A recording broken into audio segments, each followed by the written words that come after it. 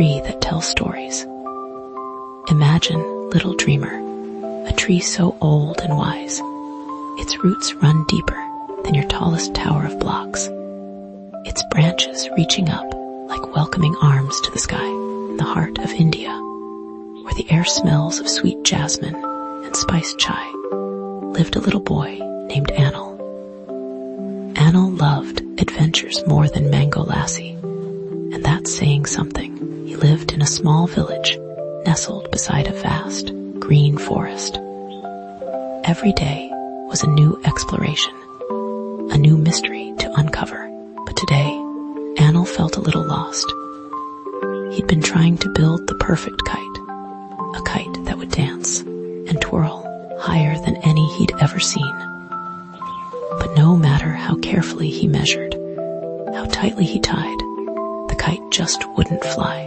It flopped and tumbled like a clumsy bird, leaving Anil with a frown as deep as the Ganges River. He wandered away from his little courtyard, past the colorful saris drying in the sun, past the women chatting softly as they ground spices, and into the cool, quiet embrace of the forest. Sunlight dappled through the leaves, painting shifting patterns on the mossy ground. Birds sang their sweet melodies, and a gentle breeze whispered secrets through the trees. In the center of the forest stood the banyan tree. It wasn't just any tree, this banyan was ancient. Its aerial roots, like thick, brown ropes, reached down from its branches, anchoring themselves in the earth, creating a maze of natural pillars. The tree's canopy stretched out so wide, it felt like a village in itself.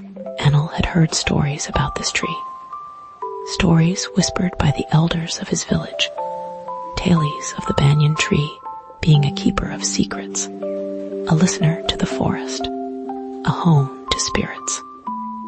Some even said it could talk.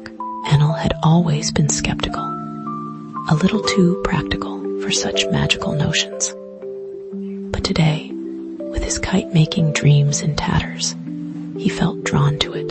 He sat down at the base of the tree, leaning against one of its massive roots. The bark felt rough and warm against his back. He sighed, the sound a little puff of sadness in the vastness of the forest. "Oh, banyan tree," he mumbled, "I can't even make a simple kite. What good am I?" Silence. Only the rustling of leaves and the chirping of crickets answered him. Anil closed his eyes, feeling a little foolish for expecting a response. Maybe the stories were just stories, but then a sound. Not a voice exactly, but more like a creaking, a groaning, a gentle settling of wood and leaves. It resonated deep within the trunk of the tree, vibrating up through the roots and into Anil's very bones. "Little one," the sound seemed to say, though no mouth moved, no lips formed words. "Why the heavy heart?" Anil's eyes flew open. He scrambled back, staring up at the banyan tree with wide, disbelieving eyes. Had he imagined it? Was the forest playing tricks on him? I couldn't make my kite fly," Anil stammered, feeling a blush creep up his cheeks. "I tried so hard, but it just wouldn't work." The tree creaked again, a sound that seemed like a sigh. "Patience, little one," the voice resonated. "The wind does not always blow in the direction we desire. Sometimes we must wait, and sometimes we must adjust our sails." Anil frowned. "Adjust my sails? But how?" The banyan tree remained silent for a moment, and then a shower of small, crimson berries fell from its branches, landing softly around Anil.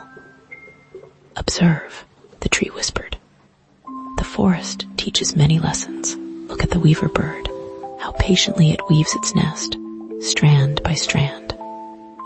Look at the river, how it carves its path through the mountains, slowly, surely, over time." Anil picked up one of the berries, its skin smooth and cool in his hand. He He looked around at the forest with new eyes.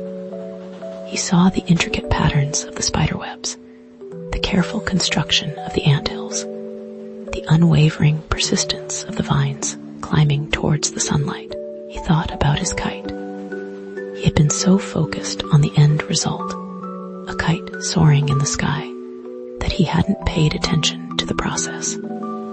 He hadn't noticed that the wind was too strong, or that the tail was too short, or that he hadn't properly balanced the frame.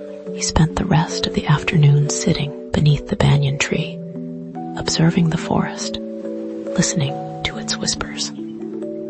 He watched a group of monkeys playing in the branches, their playful energy infectious.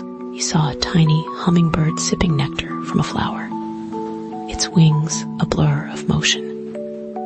He learned about the interconnectedness of everything, the delicate balance of nature. As the sun began to set, casting long shadows through the trees, Anil stood up, feeling a sense of calm he hadn't felt all day. He thanked the banyan tree, though no words were spoken aloud. He simply bowed his head in gratitude, feeling a deep respect for its ancient wisdom. He walked back to his courtyard, the image of the forest fresh in his mind. He gathered his kite-making materials, but this time he didn't rush. He examined each piece carefully, considering the wind, the balance, the design.